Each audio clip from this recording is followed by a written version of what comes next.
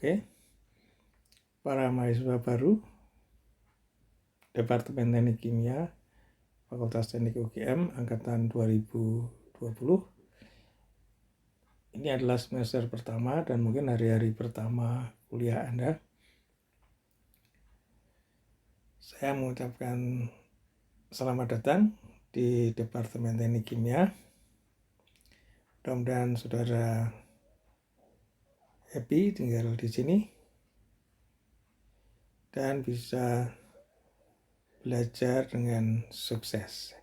Sehingga nanti harapannya 4 tahun lagi, tahun 2024, saudara sudah bisa lulus dan diwisuda. Dan harapannya tahun 2020, saudara sudah menjadi manusia lain karena pendidikan di Teknik Kimia UGM ini. Nah, karena saudara belum begitu mengenal, saya yakin baru lulus SMA, belum mengenal teknik kimia.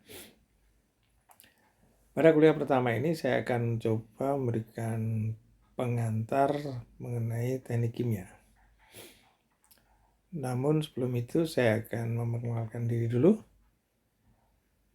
Nama saya Wahyudi Budi Setiawan, tempat lahir Yogyakarta, tanggal lahir 17 September 1953, alamat Jalan Nusa nomor 6, Perung Jangkang, Nogotirto, Yogyakarta. Karena kita belum sempat bertemu, kita pakai online ya. Maka saya akan menampilkan foto saya ini. Ada juga foto, saya tampilkan foto yang lebih formal beberapa tahun yang lalu ini.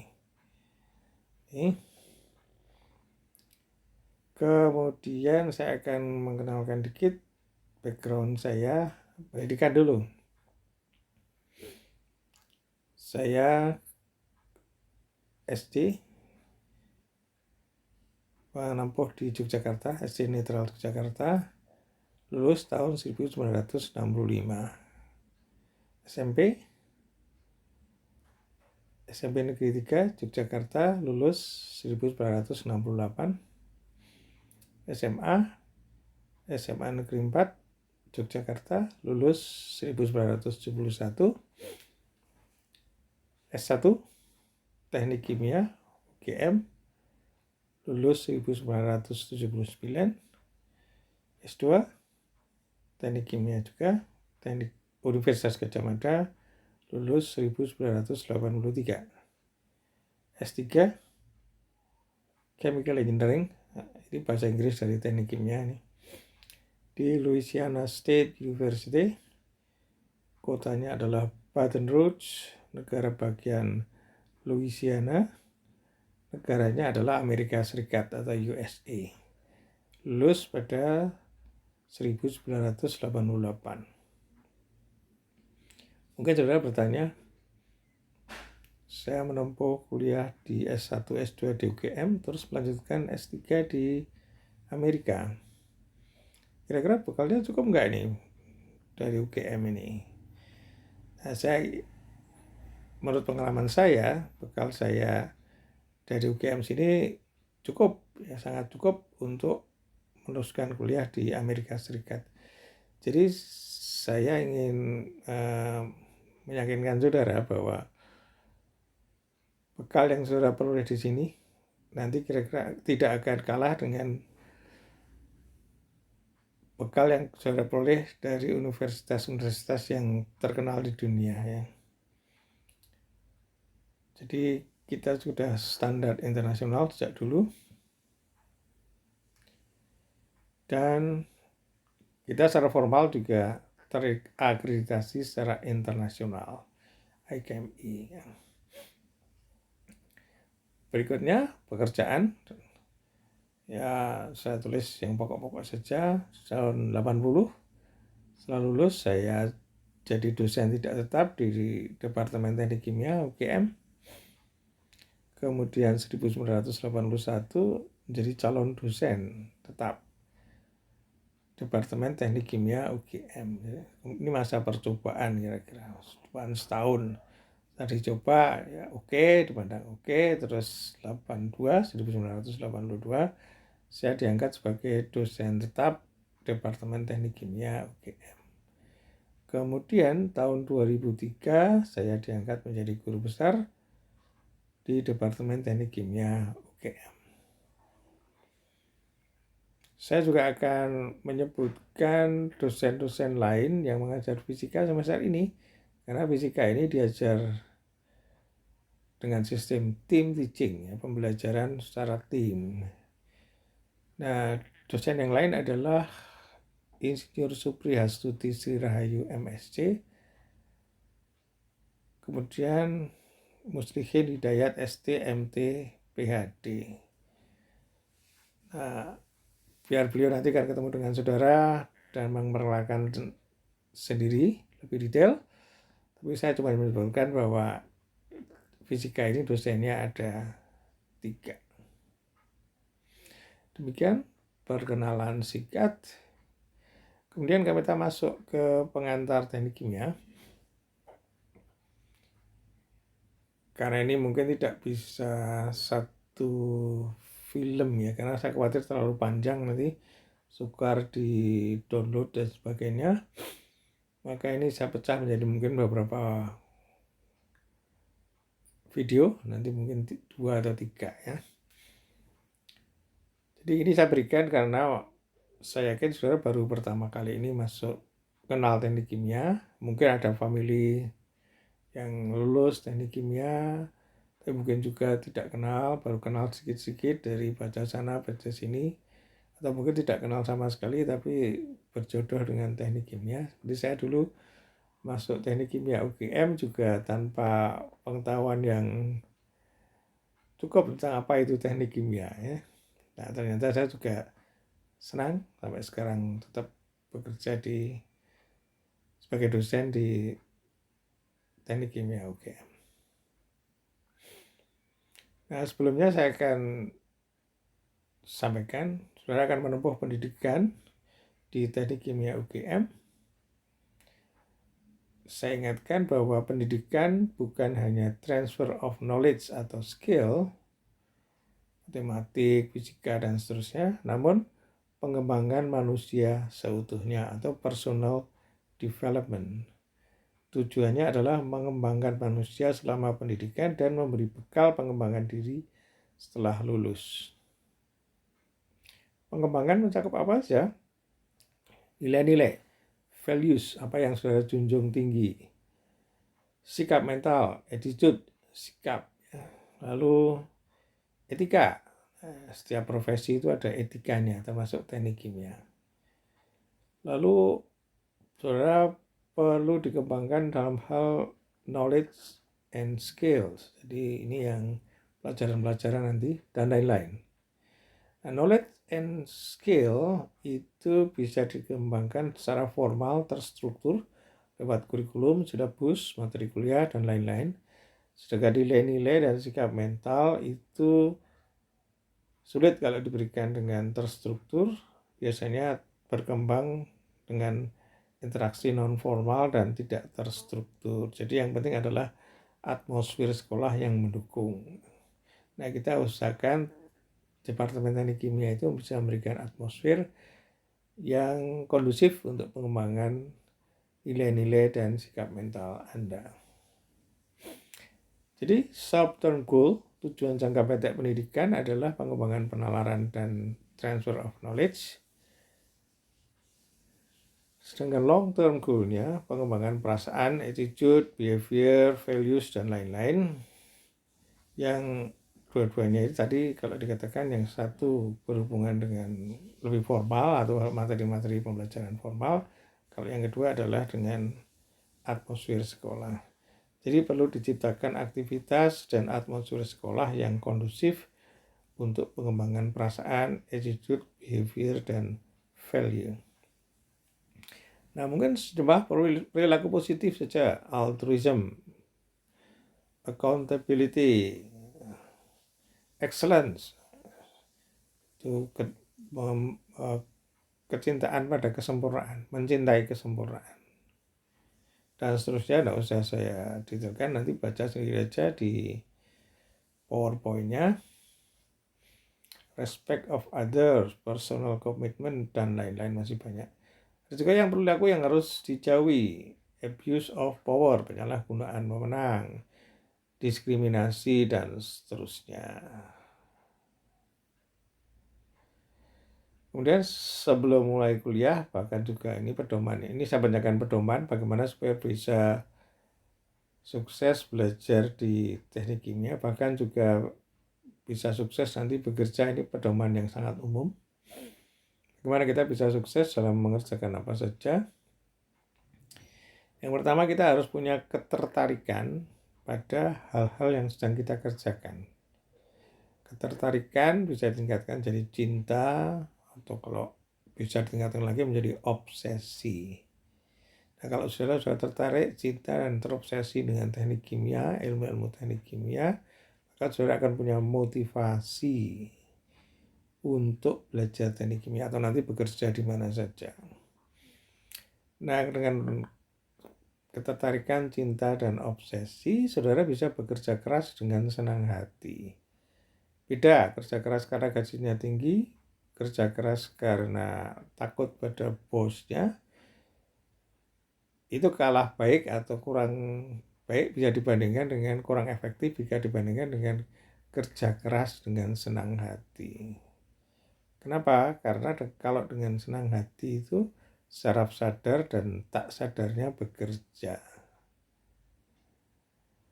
Sehingga kita bisa bekerja efektif dan efisien. Karena menurut penelitian saraf tak sadar kita itu lebih pandai daripada saraf sadar kita dalam hal belajar dan mencari penyelesaian.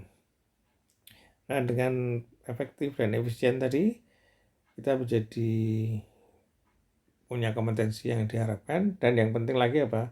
Naluri bisa berkembang. Karena banyak sekali hal-hal atau problem-problem teknik kimia yang dalam penyelesaiannya perlu naluri ya. Jadi naluri ini sangat penting. Saudara harus kembangkan naluri teknik kimia Anda. Caranya gimana? Ya tadi,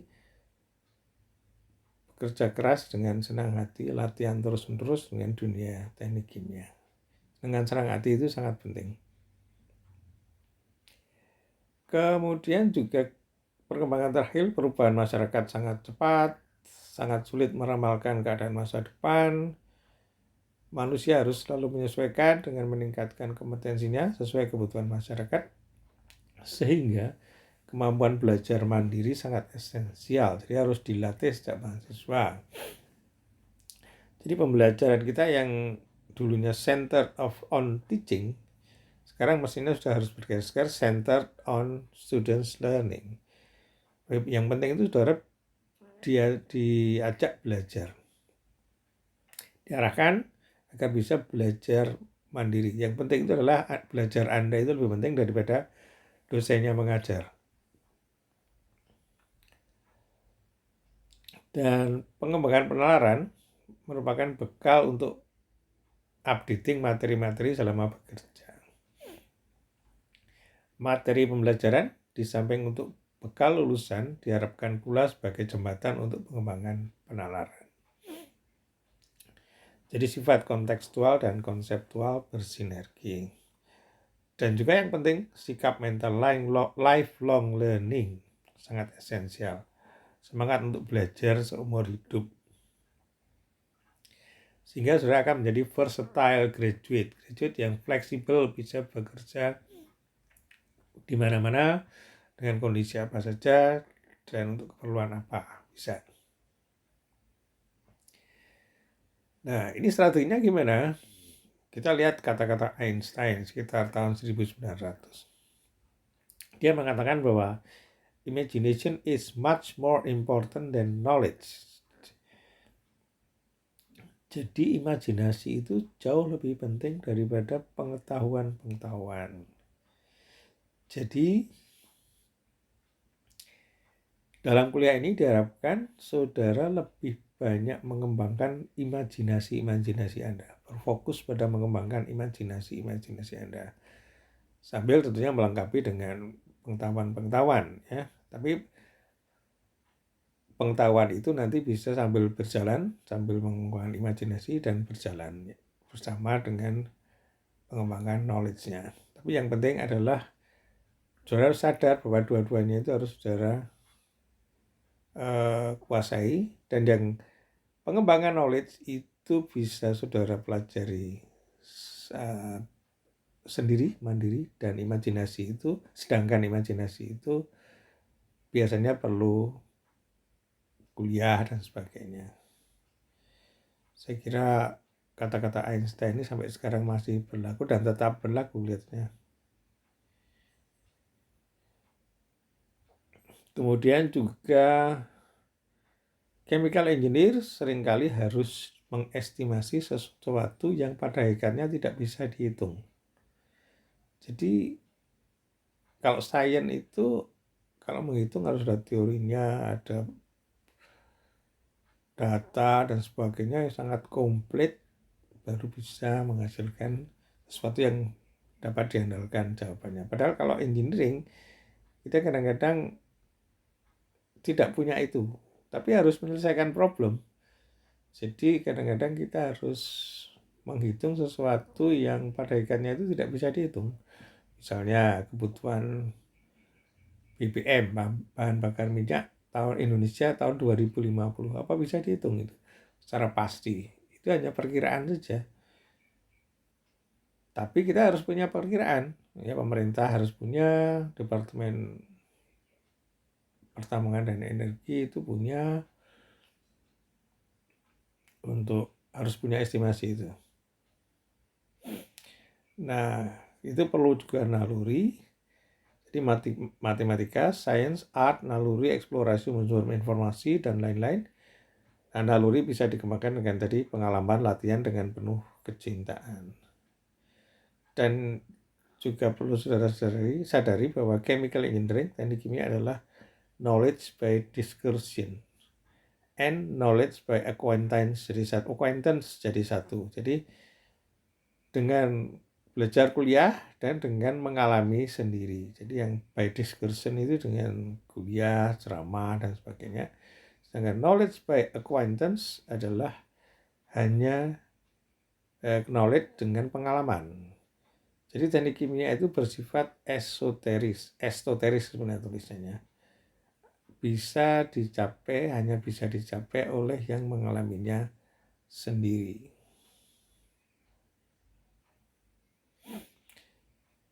Dan juga bahwa kita belajar teori, sedangkan yang kita hadapi adalah dunia nyata.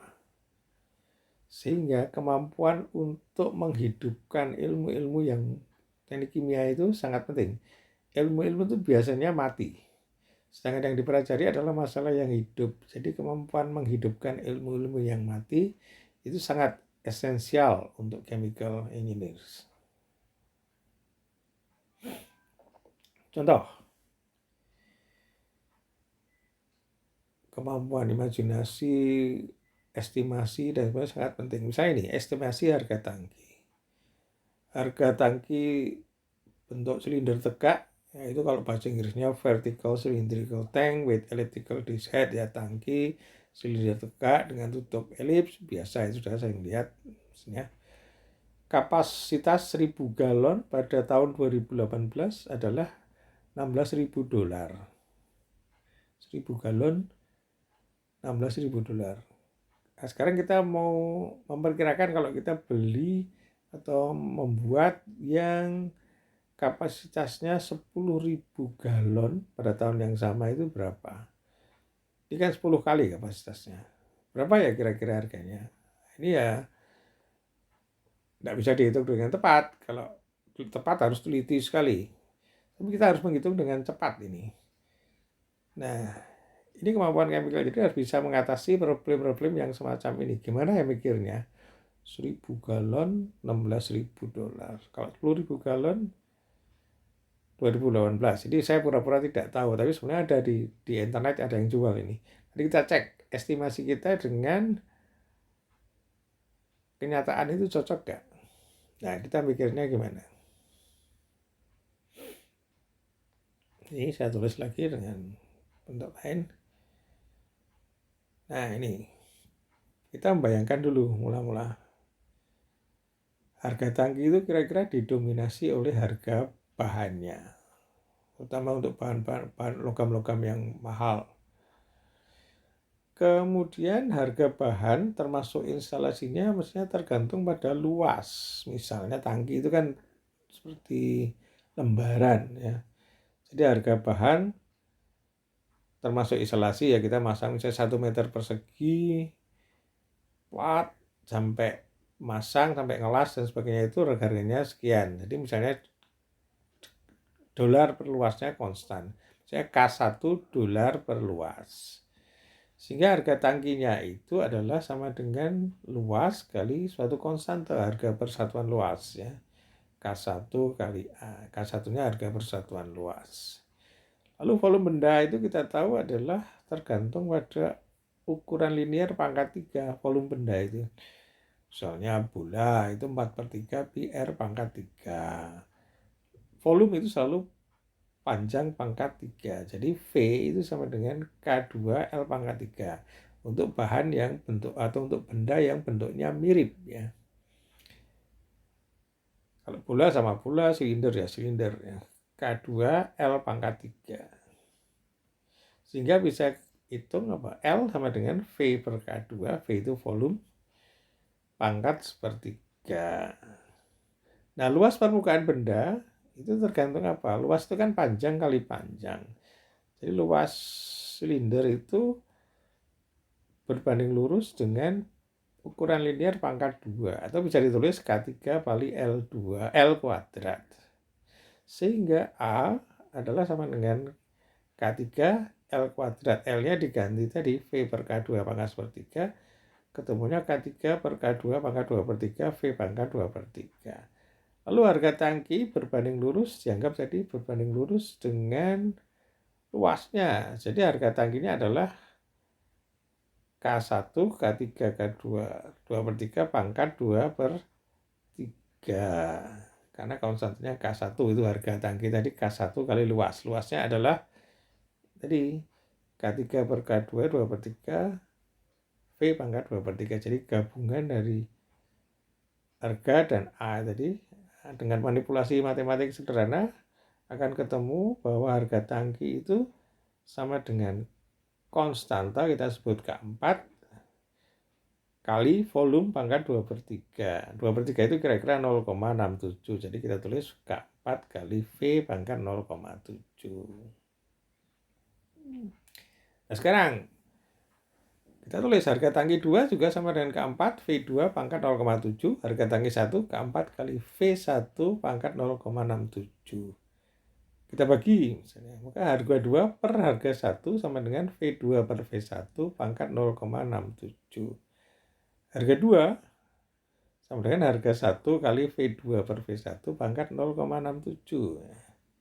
Nah kalau dimasukkan $16.000, 10.000 galon, 1.000 galon pangkat 0,67, itu harganya $74.837. Ini estimasi kita. Kalau kita lihat di internet, harga sungguhnya berapa?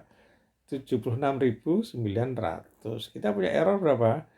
2,68%. Estimasi yang bagus gak? Itu bagus ya. Hanya error berapa? 2,68%. Jadi kita tidak mencari jawaban yang 100% benar, tapi jawaban yang bisa dipakai untuk basis pengambilan keputusan. Ya, kira-kira harganya nanti kira-kira sekian. Ini saya tunjukkan bahwa kita harus panjang akal. Jadi nanti kalau di ekonomi teknik, belajar ekonomi teknik, memang ada teori bahwa harga itu berbanding lurus dengan volume pangkat 0,6 sampai 0,7. Tapi sebenarnya logikanya adalah seperti ini. Ini contoh yang sangat sederhana. Jadi kita harus panjang akal menghidupkan ilmu-ilmu yang mati. Saudara kan sudah tahu rumus luas, rumus volume, tapi untuk menghitung ini tadi, cara problem ini tadi, saudara perlu menghidupkan ya konsep-konsep itu. Kemudian juga kita harus menyadari bahwa teknik kimia selalu berhadapan dengan open-ended problem. Jadi ada dua jenis problem di dunia nyata, yaitu unique solution problem, problem yang jawabannya hanya satu, dan open-ended problem, problem yang jawabannya banyak. Nah, kita berhadapan dengan yang mana? Dengan yang jawabannya banyak. Misalnya, kita ingin ke Jakarta. Gimana ya? Pakai apa ya? Nah, kita bisa pakai pesawat terbang, bisa pakai kereta api, bisa pakai bis, bisa naik mobil, bisa naik motor, bisa naik sepeda, jalan kaki, semuanya bisa. Tapi kita milih di antara jawaban-jawaban yang banyak tadi yang paling visible untuk kita, yang paling cocok untuk kita. Banyak sekali faktornya. Jadi kita harus membiasakan diri dengan open-ended problems. Nah, sedangkan di teori kita berjumpa dengan unique solution problem, jawabannya hanya satu. Padahal di dunia nyata kita akan berhadapan dengan open-ended problem. Nah, ini juga perlu latihan. Jadi tugas chemical engineer adalah mencari jawaban yang diantara yang banyak itu mana yang paling bijaksana. Oke, saya kira ini bagian pertama saya selesaikan dulu, saya putus dulu untuk nanti dilanjut ke bagian kedua supaya videonya tidak terlalu panjang. Ini nanti Accreditation Board for Engineering and Technology kita bahas di video yang kedua. Oke, terima kasih.